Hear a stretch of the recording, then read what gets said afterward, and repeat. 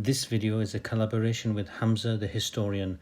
My video is about the Al-Muwahhidun dynasty in Al-Andalus. His video is about the legacy of Ibn Rushd, who is a man who lived during the era of the Al-Muwahhidun. I've mentioned Ibn Rushd in passing in previous episodes but did not go into detail. Hamza's video, however, will tell you about the legacy of Ibn Rushd in the Islamic world and also in the Western world. So once you finish watching my video, make sure you check out the links that I leave in the description for his video and for his channel. Previously on the history of Al-Andalus.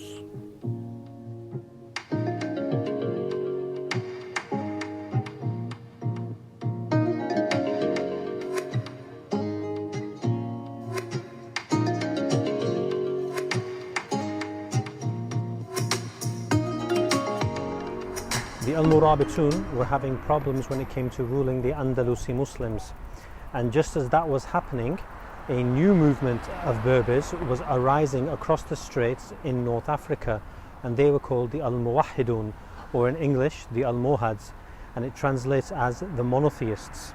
And they were led by a man called Ibn Turmat, who had travelled to the Islamic East, to the city of Baghdad, and learned the Islamic religion there. When he returned back to North Africa, he didn't like what he saw from his fellow Berbers and from the Al-Muwahhidun.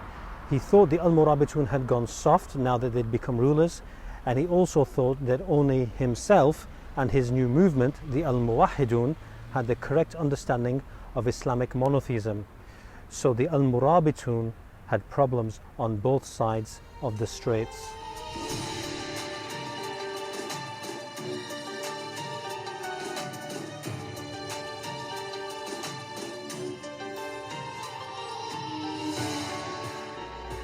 Ibn Turmat was a Masmuda Berber, i.e. a mountain dweller, whereas the Al-Muwahhidun were Sanhaja Berbers, who were more desert based.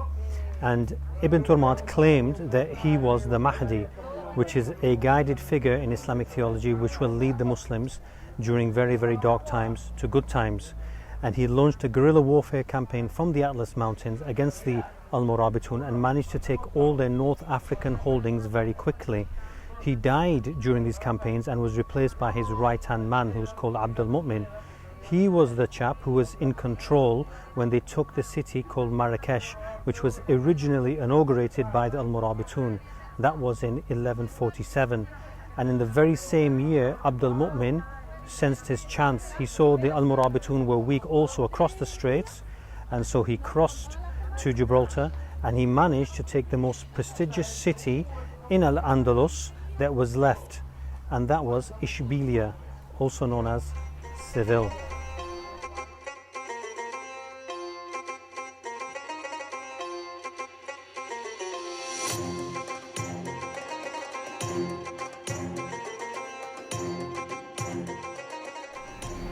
The Al-Muwahhidun were able to get hold of Western Al-Andalus pretty easily. As for the East, it was a different story. The three cities of Valencia, another one called Dania, which you might know as Denia, which is down here somewhere, and another one called Al-Mursiya or Murcia, came under the control of a man called Ibn Mardanish, and he wanted to stop the Al-Muwahhidun from coming over and taking his small principality. So what he did was he allied himself with Castile in the north to stave off the Al-Muwahhidun taking over his small kingdom. However, after his death, there was no one else that could come and take his place and do what he did, so the Al-Muwahhidun were able to move east and take over all the lands that were formerly controlled by the Al-Muwahhidun in Al-Andalus.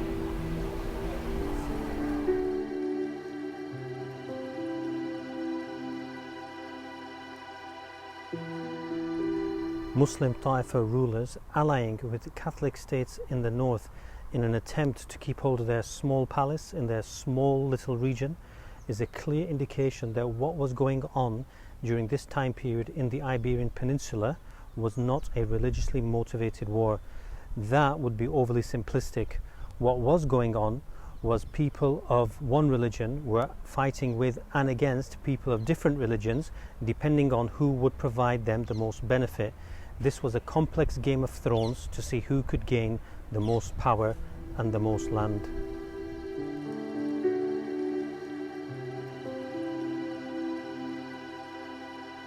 In episode 2 of this series, I recited a verse of the Quran which said, فَمَنْ شَاءَ فَلْيُؤْمِنْ وَمَنْ شَاءَ فَلْيَكْفُرْ, translating as, whoever wants to believe, let them believe, and whoever wants to disbelieve, let them disbelieve. And that was the basis of the convivencia of Al-Andalus. However, for some reason, the Al-Muwahhidun completely forgot about this verse. And in the year 1151, they tried to make the remaining Christians and Jewish people within the Al-Andalus areas which they controlled convert to Islam. And because of this, many Jews and Christians fled. A lot of the Christians fled to the north, and many Jews fled to the Middle East and other parts of North Africa, where they knew they would probably be treated a lot better by those Muslims than the new Al-Muwahhidun. The result of this was that the lands in the north became a lot more Christian concentrated, and the lands in the south, which were controlled by the Al-Muwahhidun, became a lot more concentrated with Muslims.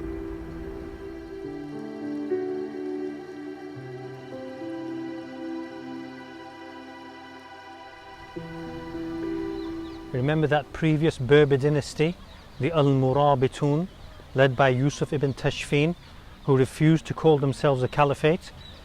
Well, the Al-Muwahhidun, they weren't like that. You see, in their era, the Abbasid Caliphate had dramatically rescinded, and they only really controlled Baghdad and its surroundings, and the Fatimid Caliphate had totally collapsed. Therefore, the Al-Muwahhidun saw themselves as the biggest and most prestigious Muslim empire on the planet. Hence, they declared themselves the Caliphate. And now, the Muslim world would have their first non-Arab caliphs, and they would be Berbers from the Atlas Mountains.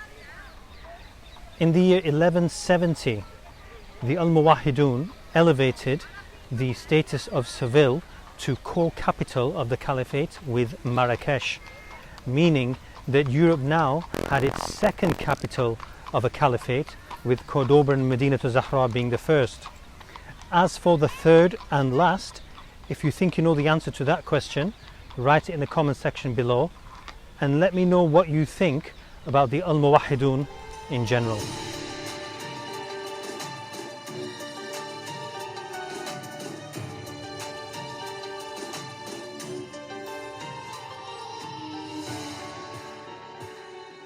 This is the tomb of Christopher Columbus, and it's being carried by 4 men who represent the 4 kingdoms of Spain: Castile, Aragon and Navarre. And during the time of the Al-Muwahhidun, these 4 states were going through their own Ta'ifa period, where they were fighting with each other quite a lot, and sometimes they would even ally with Muslim states against another Christian state. A great example of this is when the king of Portugal conquered the city of Badajoz from the Al-Muwahhidun. The king of Castile, Alfonso, did not like the fact that another Catholic king was going to be doing the conquering and not him.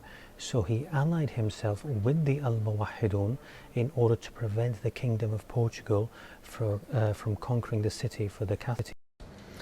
So as long as the Catholic states in the north were disunited,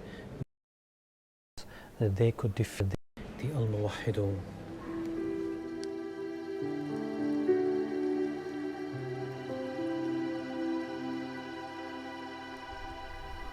In 1195, the Khalifa of the Al-Muwahhidun was a man called Al-Mansur. He was in power when Alfonso, king of Castile, was raiding lands in Al-Andalus and coming close to Seville. And Al-Mansur had enough of this and decided to go on the offensive. So he assembled his army and marched north into Castilian territory to a place which is just south of Toledo, which today is called Al-Arcos, which the Muslims would call Al-Arak.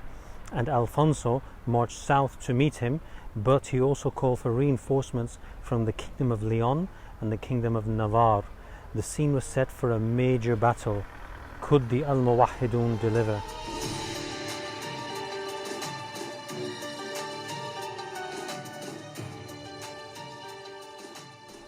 Alfonso VIII of Castile arrived at the battlefield at Al-Arcos, And not only was he keen to win the battle, but he was also keen to get all the spoils of war, claim all the glory, and claim any land that might be up for grabs should they win the battle. Therefore, he did not wait for the kingdoms of Navarre and the kingdom of Leon to arrive, and decided to charge the Al-Muwahhidun. And that was his fatal mistake, because the Al-Muwahhidun were the masters of pitched battles, and they completely annihilated the forces of Alfonso VIII. On the flip side, Al-Mansur, the Khalifa of the Al-Muwahhidun, came back to Seville as a hero, and in response to this victory, he built this minaret over here, adjacent to the great mosque of Seville. And it's such a high structure, it's still one of the tallest buildings in Seville to this day. And back in the time of Al-Mansur, the Mu'adhin, the man who calls the prayer, had to go to the top on a horse. And how I wish I had a horse when I climbed this thing 30 minutes ago.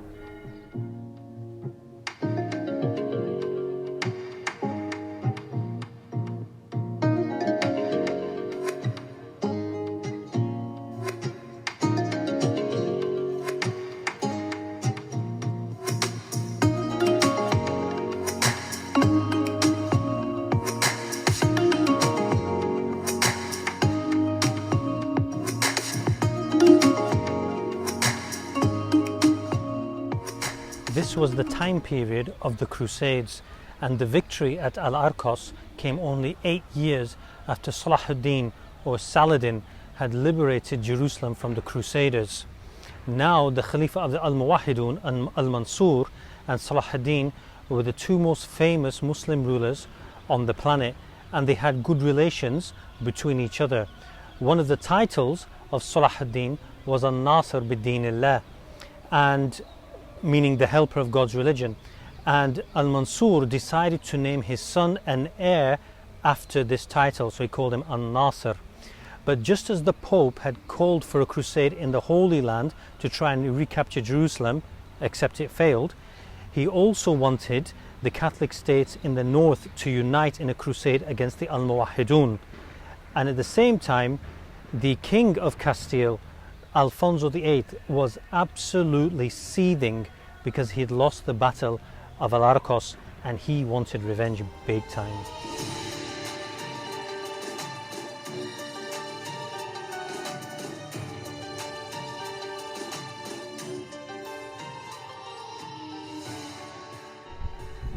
The old categorizations of Muslims within Al-Andalus had completely changed, since by now Islam had been in the Iberian Peninsula for nearly 500 years.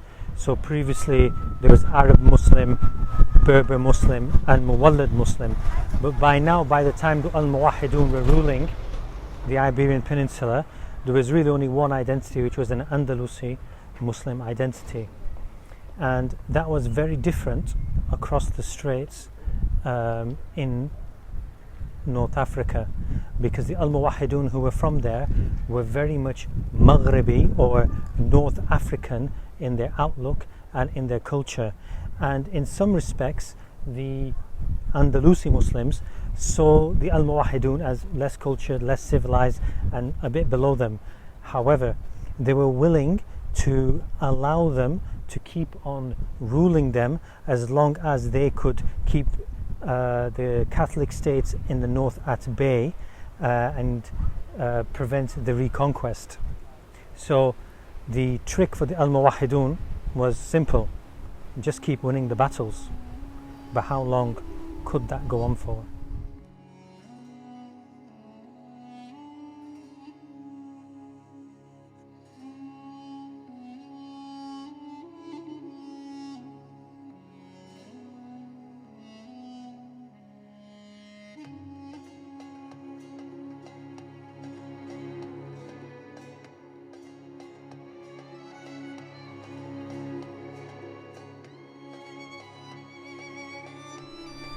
I'm currently standing in the courtyard of the Great Mosque of Seville, which was greatly expanded during the time of the Al-Muwahhidun.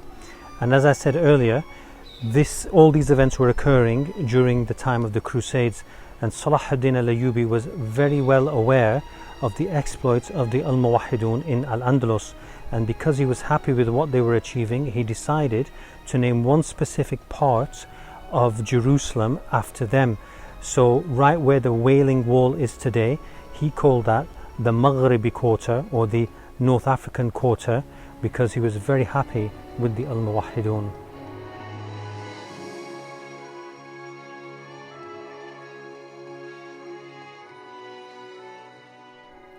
In the year 1211 AD, the Khalifa of the Al-Muwahhidun, Al-Nasr, had decided that Castile was the head of the snake, and if he could defeat them, he could break Catholic resistance in the north.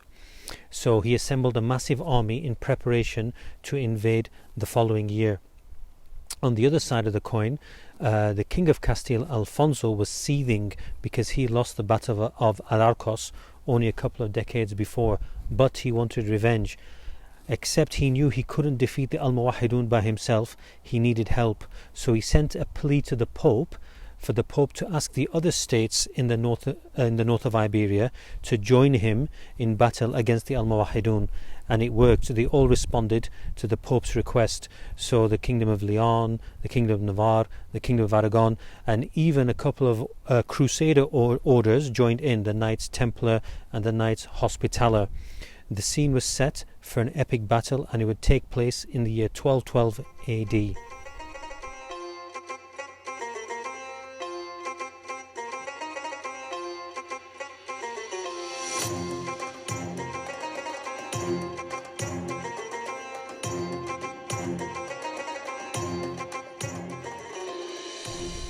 Following year, in 1212 AD, the Al-Muwahhidun, also known as the Almohads, marched north from their cities in the south of the peninsula, Seville and Cordoba, towards the Kingdom of Castile, towards their capital called Toledo. And on the way, you meet these mountains over here called the Sierra Moreno Mountains. And the plan of the Al-Muwahhidun was to block one pass, which is just ahead of me over there, called the Dispanaperos Pass. More on that name and why it's called that a bit later. So what they wanted to do was they wanted to bottleneck the Catholic forces over there. Little did they know that the Catholic forces had actually found another pass in the mountains, which the Muslims didn't know about. A shepherd had guided the armies of the Catholics through these passes over here. So they actually ended up surprising the Al-Muwahhidun forces from the rear. And then the battle commenced.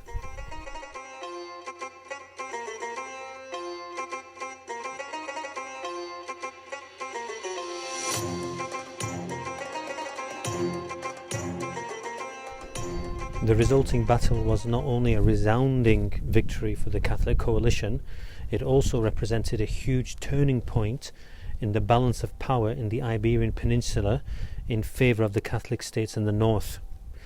So why do they call these passes over here the Dispanaperos passes? Well, the Dispanaperos is a coalition of two words. The first word means the place where you throw something off a mountain, and the second word means dogs. So this is the place where the dogs were thrown off the mountain, i.e. the place where the Catholics threw the Muslims out of Spain. Except in the timeline of history, that would only occur 250 years after this battle. But more on that later. After the Al-Muwahhidun had lost the battle of Las Navas de Tolosa, they went into full retreat. The Khalifa of the Al-Muwahhidun, Al-Nasr, not only fled Al-Andalus, he ended up in Marrakesh back in North Africa. As for the Catholic forces, they had managed to get a foothold south of a major geographical barrier, that being the Sierra Moreno Mountains, and therefore had entered the Guadalquivir Valley. And in this valley are two famous Muslim cities. Both of them were at their mercy, Cordoba and Seville, and the morale of the Catholics was high. But could they take advantage and capitalize?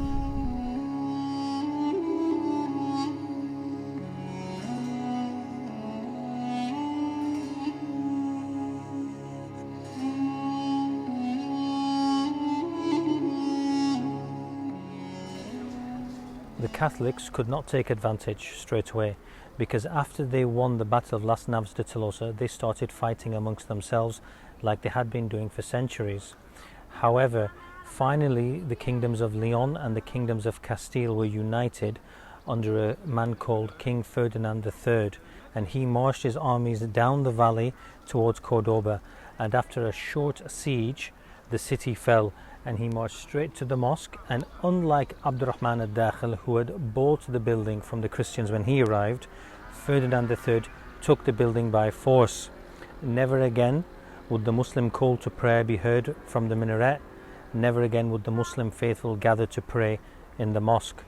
Cordoba, capital of the Islamic West for centuries and a city of light during the Dark Ages, had been lost by the Muslims forever.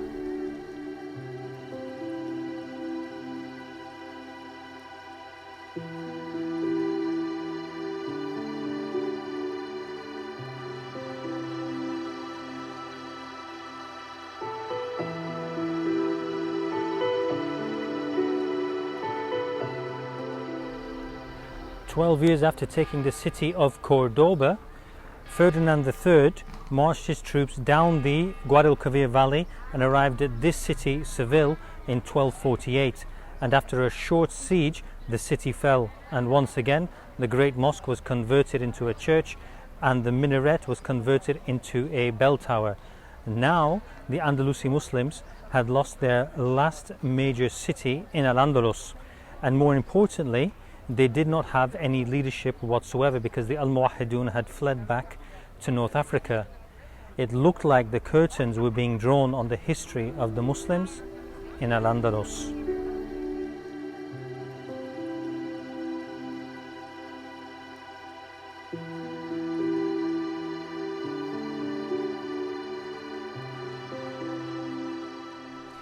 Interestingly, however, when Ferdinand III was besieging the city, there was a man who arrived to help him with a very small force, and this man was called Muhammad. Yes, Muhammad. He was a Muslim. So if you're asking why was a Muslim helping a Catholic to take Muslim land and conquer Muslim cities and convert mosques into churches, make sure you watch my next episode on the history of Al-Andalus.